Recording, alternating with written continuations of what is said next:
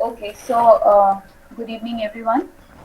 So we'll be dealing with the third part of our series, that is ovarian epithelial malignancies, which includes mucinous tumors, endometrioid tumors, and the clear cell tumors. So the last part of the ovarian epithelial tumors. So I have already covered the serous carcinomas and the basic molecular pathology of all the carcinomas. Now I am switching back to. So what are the mucinous tumors? So they are also classified. All these tumors, as I already told you, they have been classified as benign, borderline, or the borderline tumors, which are also called as atypical proliferative tumors, and the carcinomas. So, like other serous tumors, mucinous tumors have also been classified as benign mucinous tumors, borderline mucinous tumors, and the mucinous carcinomas. Where we have in benign mucinous tumors, they usually have two different types of morphology. As you already know that mucin is produced by either the gastric type of epithelium or intestinal type of epithelium. So there are multiple sources of mucin, but when we resemble the epithelium, we usually refer to these types of epithelium. We usually say either a gastric or foveolar type of mucinous epithelium or the intestinal type of mucinous epithelium.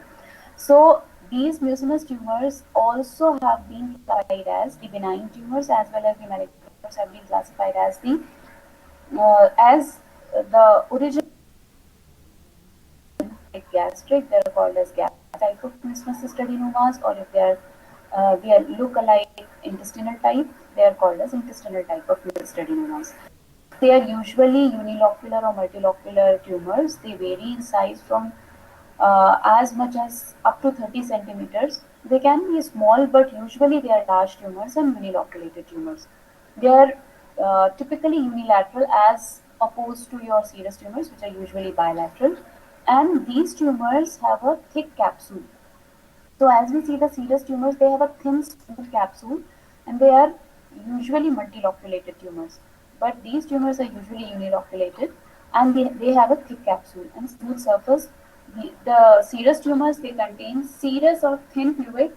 When large tumors are there, they could have a dirty necrotic material inside and the fluid can become thick. But mucinous tumors will always have a gelatinous or thick fluid. So vast majority of these tumors, as I told you, the serous tumors, they usually have a papillary architecture.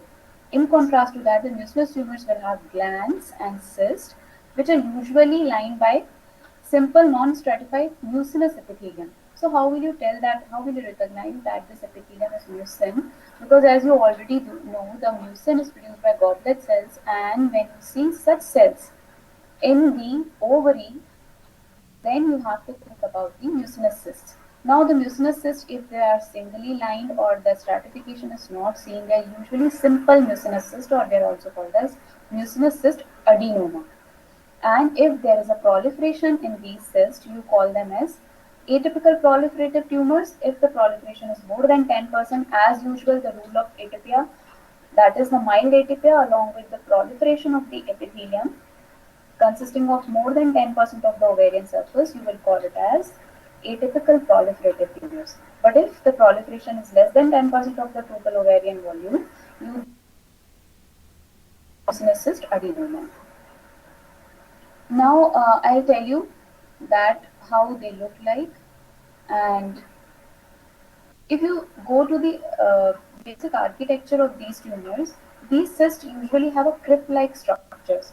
As you have seen the intestinal crypts in your ileum and the ileal mucosa as well as the small intestinal mucosa, they also have a crypt-like structure. And the epithelium will be lined by goblet cells or rich in mucin containing cells. So even you will find that intracellular mucin, that is within the cell, you can find the vacuole. So mucin is usually, how does it look like? It looks like a vacuole. So when you see a vacuolated cells with lots of bluish tinged material outside the cells, which is also called as mucin, so you have to think about the mucinous tumors. But If these cells are small and there is less of extracellular mucin, it because tumors also have mucin production, but it will not be as much as in purely mucinous tumors. And as compared to mucinous tumors, these tumors look little bland.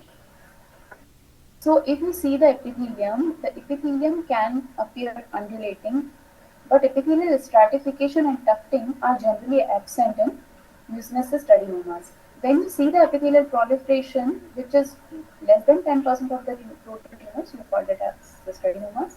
If it is more than that, you call it as APMT, that is atypical proliferative mucinous tumors. And as in serous tumors, we see a lot of Samoma bodies because I told you their basic architectures are papillae and the Samoma bodies or the calcification. It's a dystrophic type of calcification which is fusion of these degenerative papillae. Here, the architecture is basically glandular, so you will not see Samoma bodies formation here, but you can sometimes see calcification, but that concentric lamellations of Samoma bodies. Here, what you can say, because there is abundant production of mucin, and mucin is like a foreign material to your body, so lots of macrophages will come and engulf this. So you will find lots of mucinophages. So they are called as mucinophages, or they are also called as pseudoxanthoma cells because they also look very uh, vacuolated and empty looking, like your xanthomatous cells, which are filled with fat. So their appearance is like that. So we call them as pseudoxanthoma cells. So mucinophages will be seen in mucinous tumor. Now, sometimes when you see lots of acellular mucin, that is extracellular mucin in the tumor stroma, it is also called as pseudomyxoma overi. And whenever there will be mucin, because as mucin is a foreign substance to the normal ovarian stroma, there will be a reaction to it. So lots of mucinophages as well as the multinucleated giant cells will be seen in the stroma. The, the cystadenomas having usually your gastric or foveolar type of epithelium with lots of goblet cells. Also, sometimes you see cystadenomas with endocervical type of mucin. So, the mucin also comes from your endocervix, and if you see the normal histology of endocervix, the glands will be like a cuboidal to columnar cells with a faint mucin. It will not be very bluish tint mucin. It will look like a pale mucin. So sometimes that type of epithelium is also seen. So we call them as a endocervical-like mucinous adenoma. So there will be two types, gastric or foveolar type, as well as the endocervical type. Or gastrointestinal type is also called sometimes, but which has a intestinal type epithelium. So I already told you about the architecture. Now we go to the so how these cells of endocervical mucinous epithelium will be seen as a columnar cells with apical mucin and basally situated.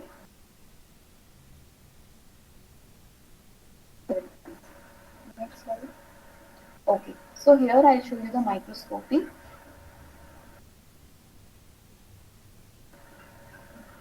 So here you can see so much of extracellular pools of mucin.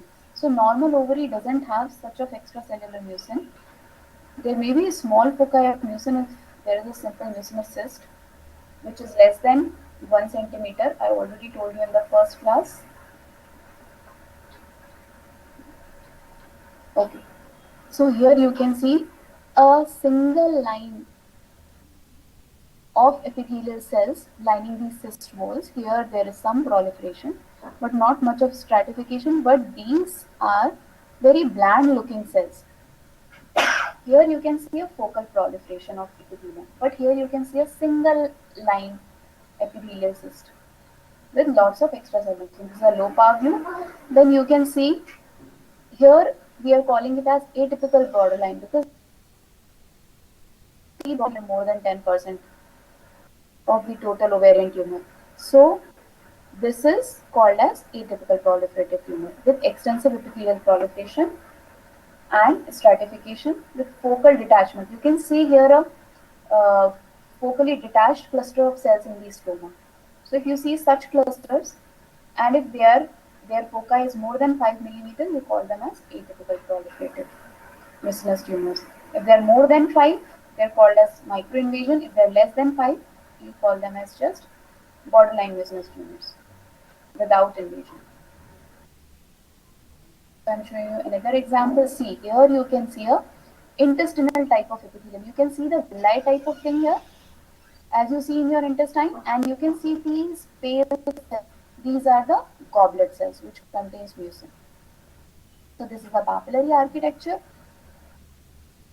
which looks like your intestinal epithelium or gastrointestinal epithelium. And here you can see so you can see a large gland which has these small papillary projections rich in goblet cells. But because you can see the proliferations here, tufting here, so these clusters are definitely showing proliferation, so they are called as atypical proliferative tumors. Another picture, this picture I can show you both type of epithelium. So we also see the seromucinous tumor. So in seromucinous tumor you will find both type of epithelium. The serous type of epithelium, which is your cuboidal epithelium with cilias looking like a fallopian tube epithelium. So here you can see the serous looking epithelium, here you can see the serous looking epithelium. But at the same time, if you see here, you can find, can you see the villi type of architecture here, like your intestinal villi? Because it's a low power view, I think it will be difficult to read. I will just magnify the image. Yeah,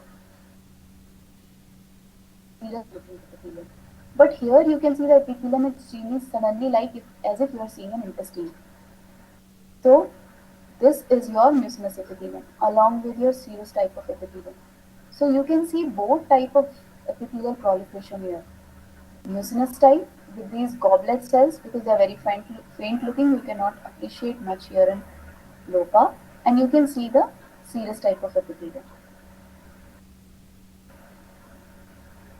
So they are basically seromucinous tumors. So sometimes you also find mixed epithelial tumors.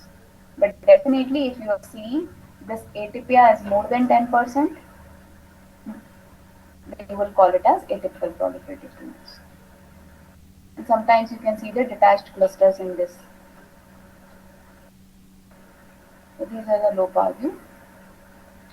Now I'll show you the same tumor, the atypical proliferative mucinous tumor with microinvasion. So you can see here, this is your mucinous type of epithelium line glands, and here has ovarian stroma, which is studded with small glands. Now, if this focus is more than 5%, more than 5 mm, then you will call it as microinvasion. So you have to search for such clusters and the total length of such clusters in the stroma. So atypical proliferative tumor with microinvasion will have a haphazard infiltrative growth of small glands and nests measuring less than 5 mm greatest dimension. But if you see this cluster is exceeding that, you will call it as microinvasion. So this is a high power view. You can see clusters inside the mucin pools. And here these are the proliferating glands lined by your mucinous type of epithelium. And these are the small clusters which are lying in the stroma.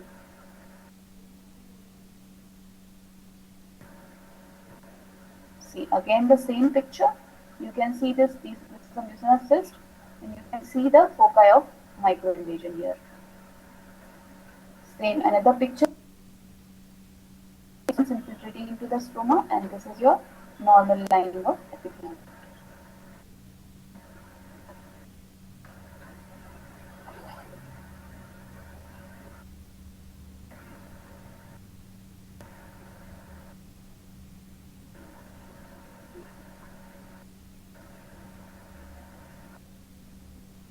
Okay, so here you can see atypical borderline proliferative tumor. You can see the proliferation here in some foci. So this is definitely atypical proliferation and along with a microinvasion.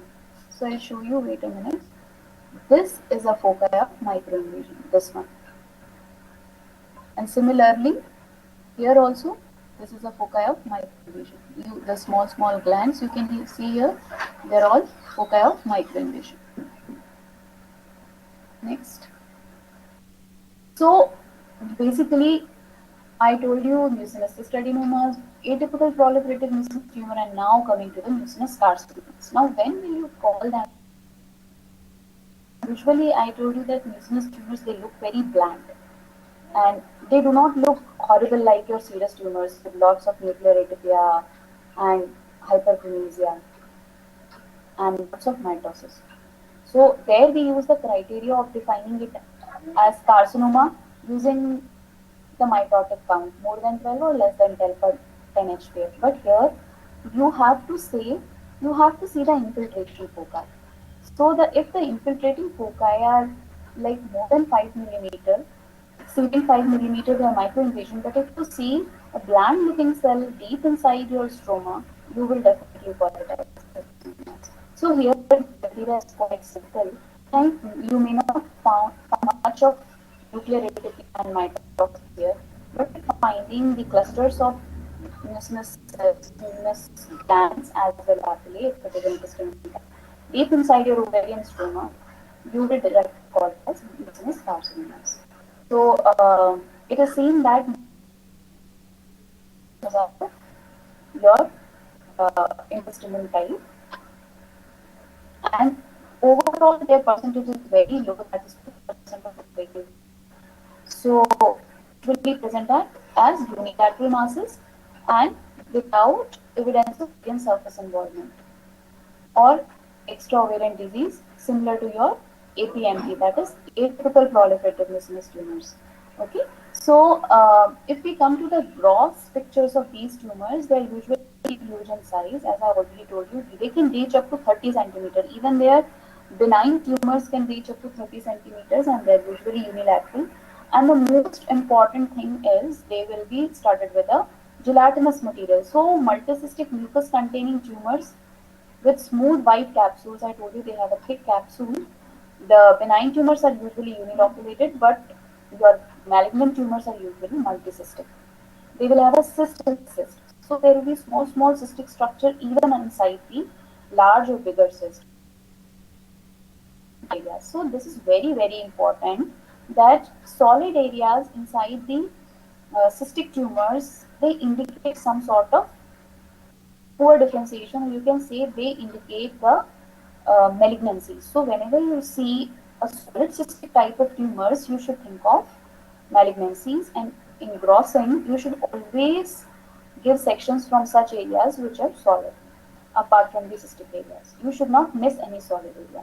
So you may find the benign looking cyst all over the tumor and with a small solid areas, but such solid areas should always be sliced. So here you can see the mucinous carcinoma with confluent growth of complex interconnecting papillae. But see, these papillae are quite different from your serous carcinomas. Serous carcinomas have a large cells with a very long papillae, and also they have a micropapillary type of structures. But here you can see this is a low part view. You can see the high part view of, but definitely you will find mitosis and nuclear atypia here, not as much as your serous carcinomas, but definitely. So when you see a closely confluent growth pattern of these glands, you will call them as mucinous carcinomas. Definitely you should have an invasion inside. So again, this is another picture. You can see a haphazard infiltrative pattern. So when the glands are back to back arranged, they are haphazardly infiltrating along with lots of extracellular mucin, mucinophages present in the stroma. Then, and of course, there should be a marked cytological atypia. That is, you see a pleomorphic glands, pleomorphism in the cells. Then you will call it as carcinoma. Now coming to the immunohistochemistry part of these tumors. So the important thing which we have to remember, I already told you that most of the ovarian cancers, they are WT1 positive, they are CK7 positive. They have positivity for cytokeratin 7, but they have a variable expression of CK20. Now why this is important, that your intestinal carcinoma, say when you find ovarian tumors with a mucinous type of epithelium, you have to keep a differential diagnosis of metastatic intestinal carcinomas, or it can be endocervical cancer, it can be intestinal metastatic colorectal cancer, or it can be a uterine cancer also, which is metastasized to ovary. So you have to think about the metastatic tumors. Now, how will you rule out the metastatic tumors from the primary ovarian tumors? So CK7 and 20 panel is very helpful in identifying primary ovarian with the metastatic foci. So the primary ovarian mucinous tumor, they are CK7 positive, whereas they are CK20 negative or variable positive. But the CK20, but if you go to the intestinal tumors like your uh, colorectal cancers, they're usually CK20 negative, and they are CK7, they are CK. So CK7 positivity in ovarian cancer and negativity in your colorectal cancers will help us in ruling out metastatic colorectal carcinomas from our primary ovarian carcinoma. Second thing is CDX2. So usually it is seen that CDX2 nuclear expression is seen in both the tumors. So even renal carcinomas or the colorectal carcinoma, CDX2 expression will be present, and as well as in the ovarian cancer. But CK20 will help us. CK20 will be only positive in colorectal cancers and negative in ovarian cancers. Other than that, ERPR positivity is also important, but usually these tumors are ERPR negative. So the best panel will be your CK7 and 20 panel. Even the CDX2 will not help us here. So this what I have already told you. When you see a lots of pseudomyxoma ovari, lots of mucin, then the lower intestinal tract tumors, that is your colorectal cancers, which will be definitely CK7 negative and 20 positive, opposite to your ovarian cancers, which are CK7 positive and 20 negative. Whereas if you see your atypical proliferative seromucinous tumors, that is the mixed epithelial type of tumors, there they express your ERPR, whereas your mucinous tumor, they do not express ERPR. So if you are finding ERPR positivity with your ovarian type of CK7 positivity, then you can think of mixed tumors.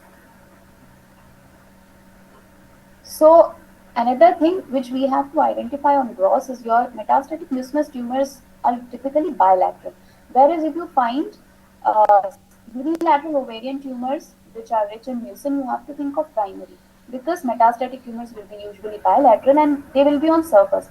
But as opposite to primary ovarian tumor, which are not surface tumors, they are usually within the ovary. They are not on the, that helps in ruling out the primary from secondary. You where all you get the metastatic mucinous tumors in ovary, you can get it from rectum, colon, pancreatic biliary tract, appendix. So usually the appendix, if you see a gross specimens or large specimen of ovarian tumors, they usually resect the appendix along with the your ovary or TH. So why they do such? Because they want to rule out whether the ovarian mucinous tumor is a primary or it is secondary originated from your appendix. Because in that condition also you will find the pseudomyxoma ovari as well as your pseudomyxoma peritoneum. Even the peritoneum will be full of mucin. So in such conditions, the appendix has to be resected.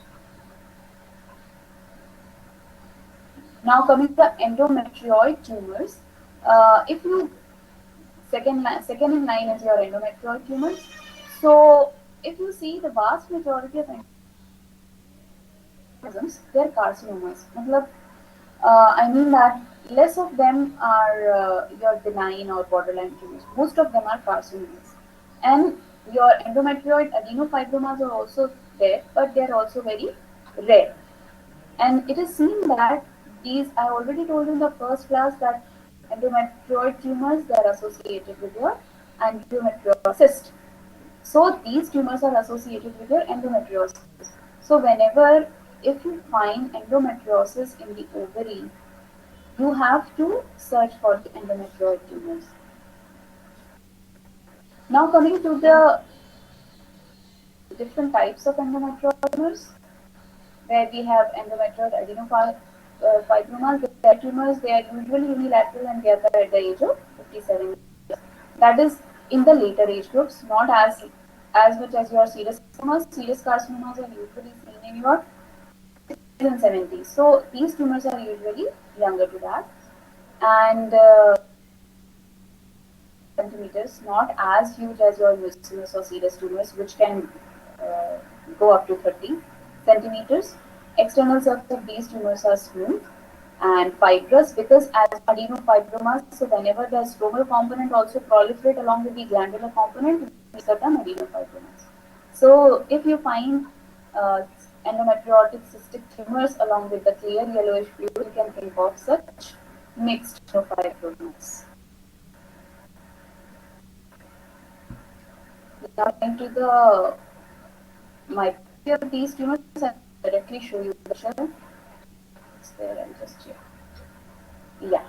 So you can see the endometrioid fibromas here. Here you can see the endo.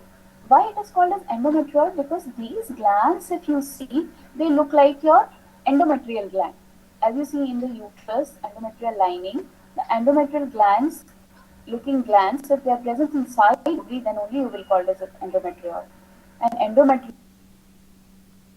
find the endometrial glands or endometrium like glands inside the ovary, then you will call it as endometriosis because endometrium is usually present in uterus. It is a lining piece. Endometrium, myometrium. So if it is present ectopically in other sites, like it is present in the tubary, the tube, it is present in the ovary, then you will call it as endometriosis outside the endometrium.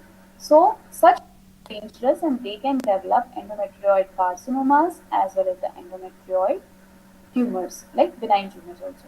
So if endometrial looking glands are present inside the ovary along with the stromal proliferation, you will call it as endometrial adenocarcinomas. And this is atypical endometrioid tumors. So that was a benign mixed tumor of endometrium and stroma, endometrial adenofibroma, and now this is endometrioid atypical proliferative tumor. So again, such endometrial gland in more than 10% of the ovarian tumor, you will call it as atypical proliferative. If you find the foci of invasion more than 5 mm, then you can call it as microinvasive carcinomas or atypical proliferative tumor with microinvasion. So this is just an example of your atypical proliferation. You can see the proliferation here, you can see the proliferation here, you can see the proliferation, and sometimes you see this squamous island. So it is usually seen that in the endometrial tumors you get a squamous metaplasia or squamous differentiation. So if you find the squamous looking epithelial islands in between this, then it is called as morular or squamous metaplasia, which is usually seen. Here also you can see this is a high power view of the same, that atypical. Here you can see the proliferation of these glands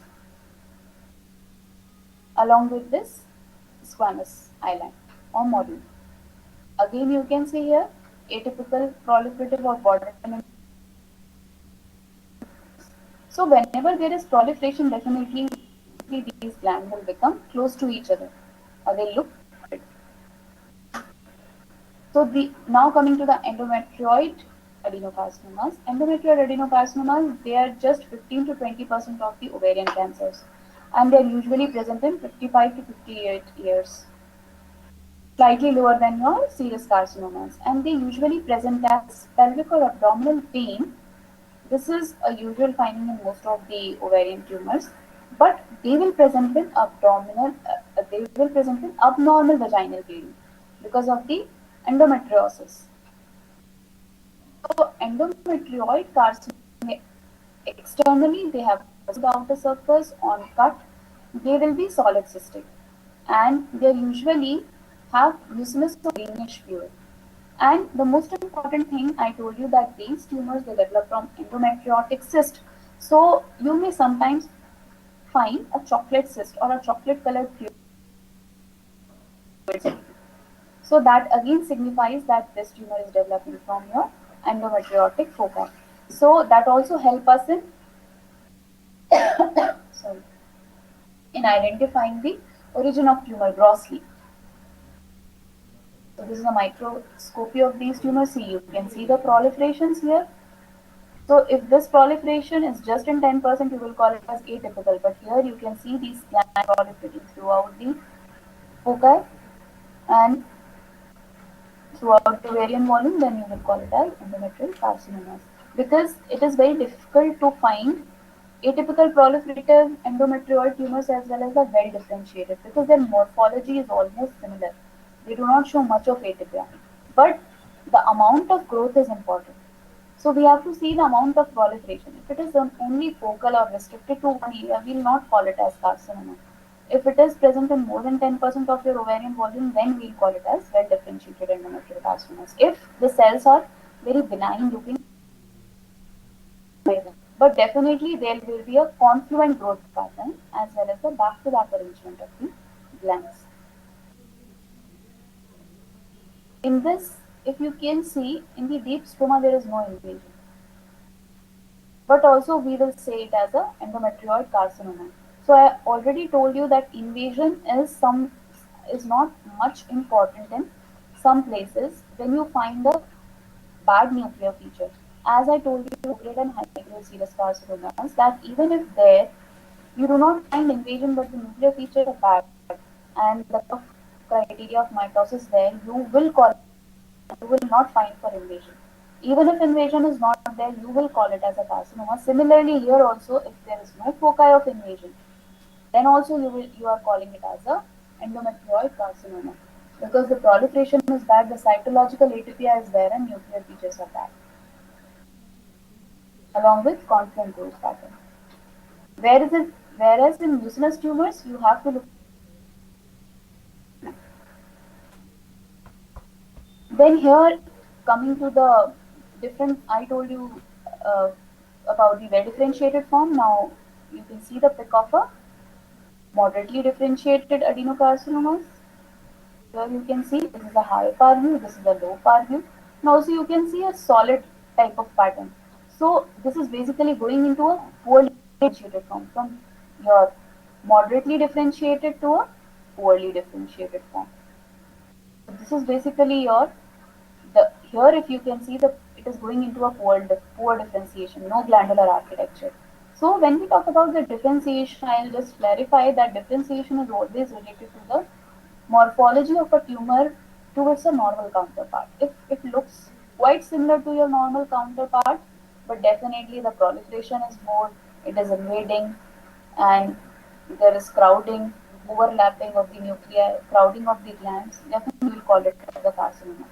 But if its morphology normal counterpart, you will call it as a well differentiated. If it is in between well to poorly differentiated tumors, you will not find any architectural similarity. It will be a diffuse sheet of cells. So it is very difficult to identify poorly differentiated carcinomas. And when the differentiation is not totally poor or totally well differentiated, we keep it in an intermediate category of moderately differentiated tumors. So here I can see this is a carcinoma. You cannot see only a one single foci of gland. You can see rest all the tumor cells are in a sheet as well as in a diffuse close pattern. You cannot identify any architectural resemblance to endometrial glands. So when there is no architectural resemblance, you will call it as a poorly differentiated carcinomas, and they are also called it as carcinomas. Now coming to the immunohistochemistry, very very important. You also know that endometrial cancers from your uterus also or the corpus. So you have to differentiate from the ovarian endometrioid cancers from endometrial carcinomas.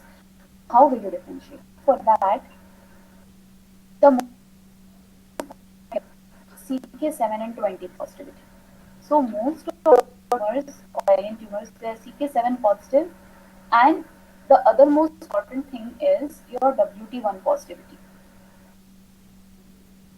WT1 and P16 are usually positive, but they can be positive in 29% of the tumor, which is a huge amount. And P16 is also positive in some cases, but P16 is focal, whereas in P16 in your cervical cancers as well as the cervical cancers as well as the endometrial cancers will be very diffusely positive. Here it will be focal if it comes also, but usually it is negative.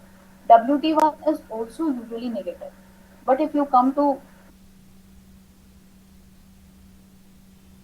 so if you go to a complete panel of markers which have to be used to differentiate it from your endometrial cancers, they are usually CK7, CK20, your EMA positivity, which is very specific for your endometrioid ovarian cancer, and Vimentin positivity. So endometrial cancers, they are not as Vimentin positive as your endometrioid cancer. There also you can see Vimentin positivity. And CEA is a diffuse positive in your uterine cancers or the cervical cancers. But here, if you see, they are positive in few cases. Then another important marker is CD99. CD99 is often positive in endometrioid ovarian cancers. Whereas if you go to the endometrial cancers, not much data is collected about CD99 positivity. Calretinin is also positive in these cases. So there are some markers which help us in ruling out it from endometrial cancers. But endometrial cancer, yes, these are also ERPR positive. So the Vimentin as well as your CK20 positivity will help us in ruling out it from endometrial cancers.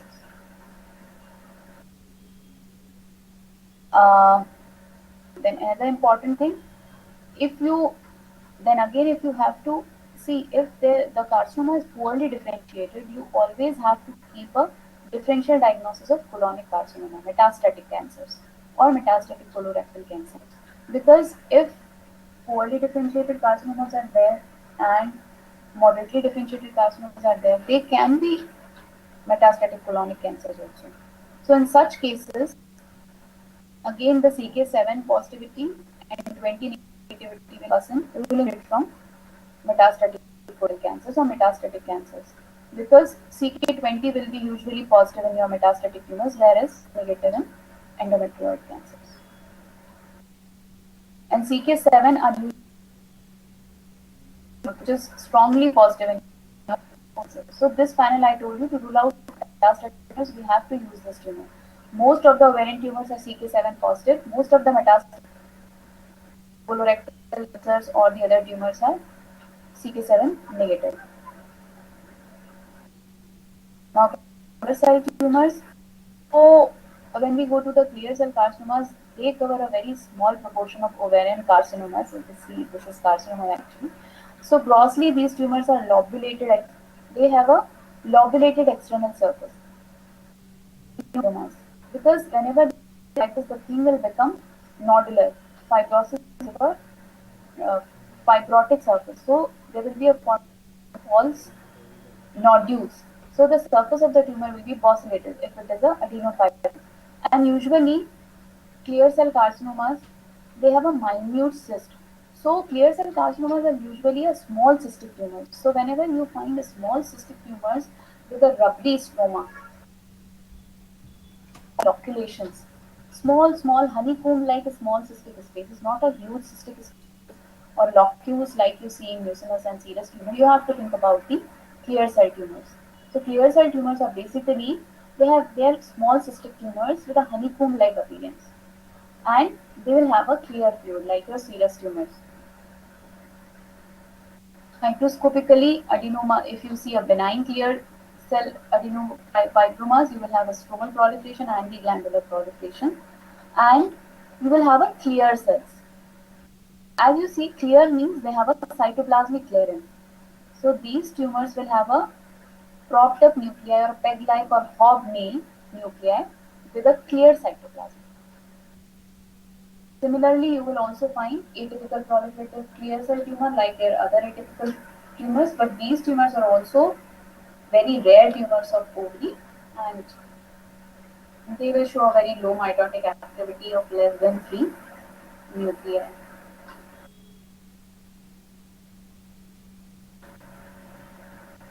Now coming to the clinical findings, these tumors are also seen in the age group of 50 to 53 years. So you can remember that most of the ovarian tumors they are in the this near to the postmenopausal age group, whereas your serous tumors, especially the high-grade serous tumors, are seen in the atrophic endometrium. So you can remember it like that, that it will be an older age, so around 60 years onwards.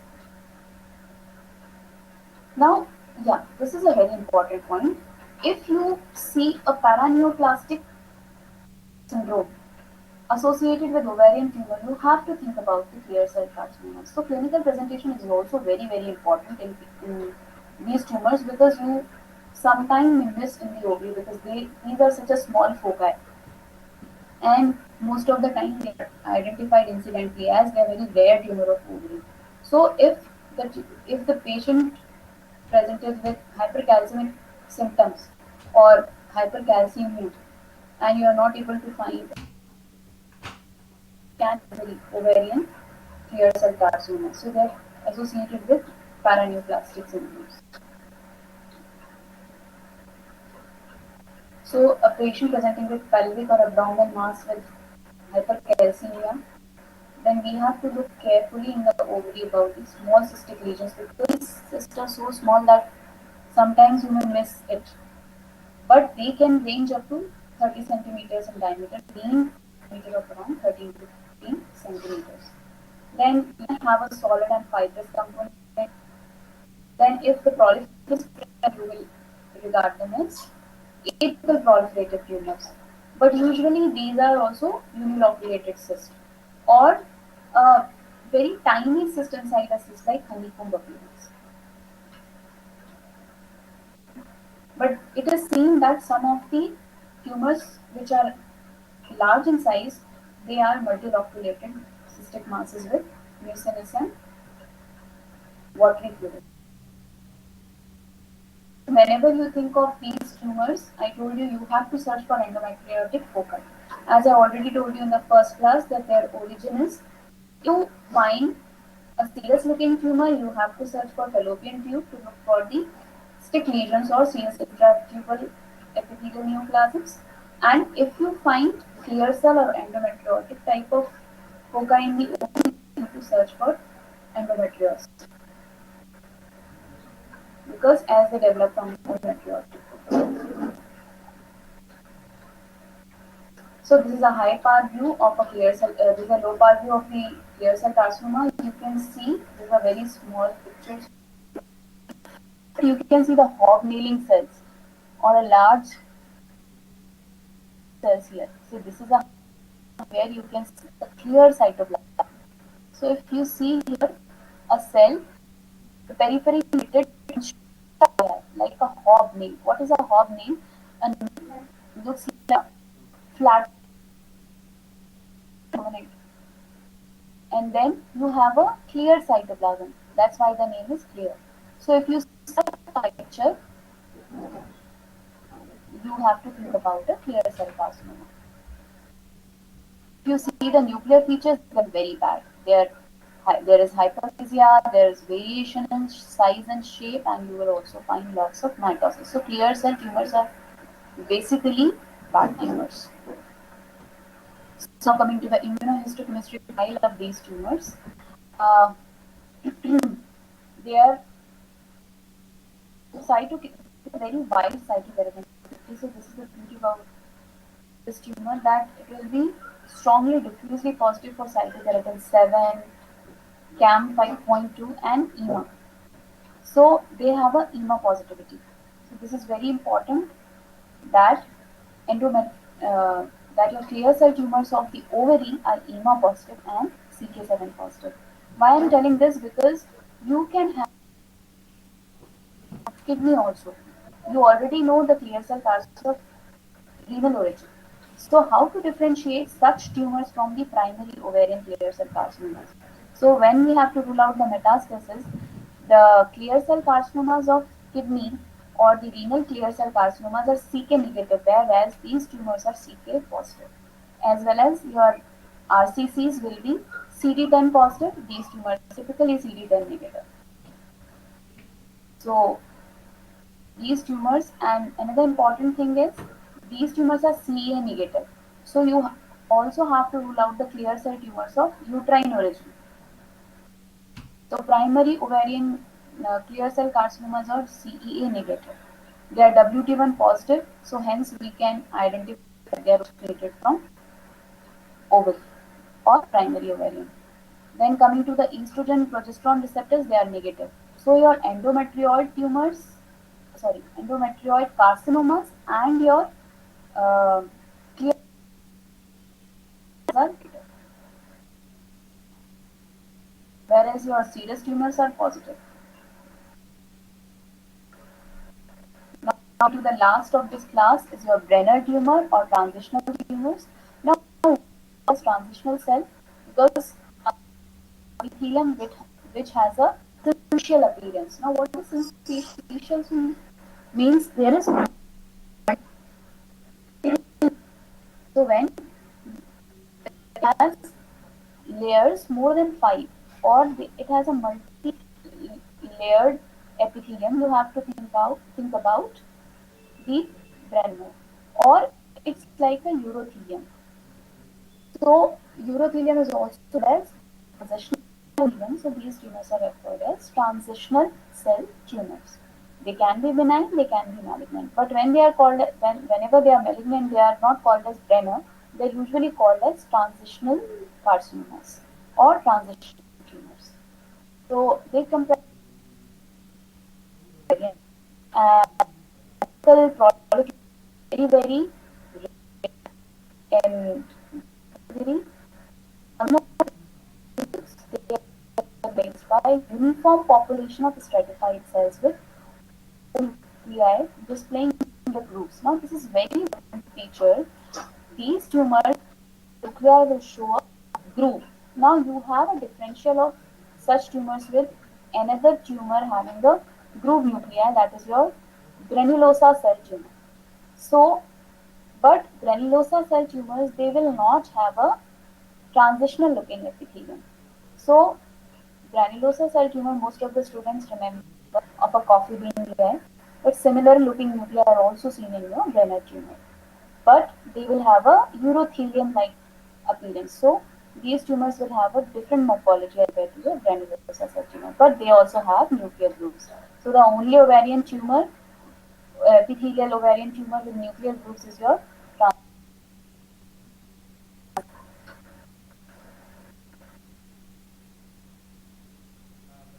Now coming to the age group of benign tumors, they're usually in 56 years, or the mean age of presentation is 56 years. So you most of them are like in between 50 to 60 years. But grossly, these tumors are very very small. They are like a foci of 2 centimeters, like your endometrial tumor or endometrioid tumors. They are also small tumors, circumscribed, rubbery in consistency, and they will have a lobulated appearance. So you will not find cysts here.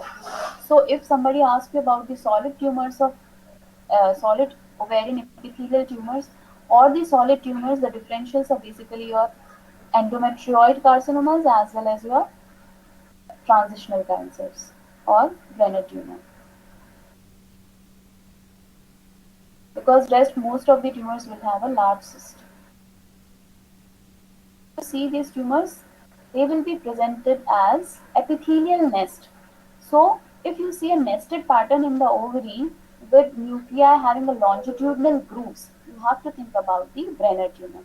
So nest, it is also called as a nested tumor of ovary. So if you see a nest of transitional looking epithelium, you have to think about Brenner tumor. See, you can see this is an ovarian stroma, this is a normal lining epithelium of ovary, and you can see a small foci of this transitional looking epithelium here and in a nest. See, you can see here, this is another view, transitional cell nest with a smooth contours. And if you see, they have a smooth contours. They do not have a infiltrative irregular ragged margins as you see in your other tumors. This is another pic.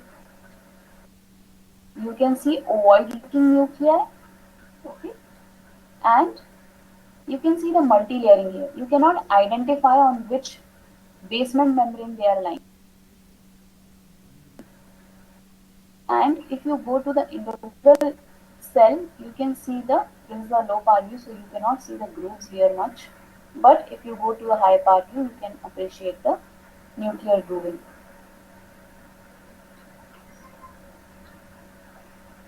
Again, you can see this is the atypical proliferative Brenner tumor. That was a benign Brenner tumor.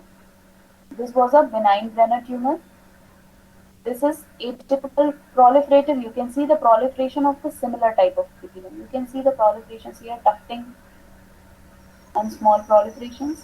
This is another view that this whenever something is proliferating, the glands are proliferating inside, you can see the lumen is becoming slit like because of the tufting of the epithelium cells.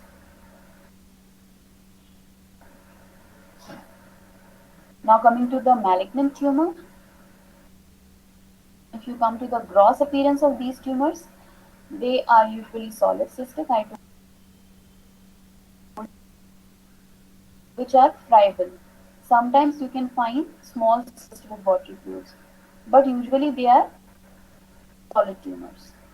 Hemorrhage and necrosis may be seen in a large tumors. Now, when you see large papillary folds with fibrovascular cores which are lined by a multi-epithelium, like epithelium, you will have to say that the transitional carcinomas. So, if you can see a papillary architecture which is lined by transitional cells, it will exactly look like your urothelium with papillae. So, you have to refer it as a malignant transitional tumor. So this is, you can see the papillae. You can see the fibrovascular core here. You can see the fibrovascular core, and this is lined by this multi-layered urothelium. Another pic showing infiltration of this in the stroma.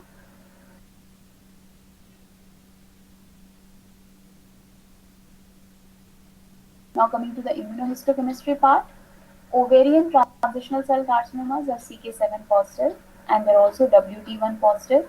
So with the help of WT1, we can rule out that these tumors are developing in the ovary and they are not the metastatic urothelial cancers. So whenever some epithelium is resembling to a certain structure, we always have to keep a possibility of metastatic cancer of that region. So if you find such nest in the ovary,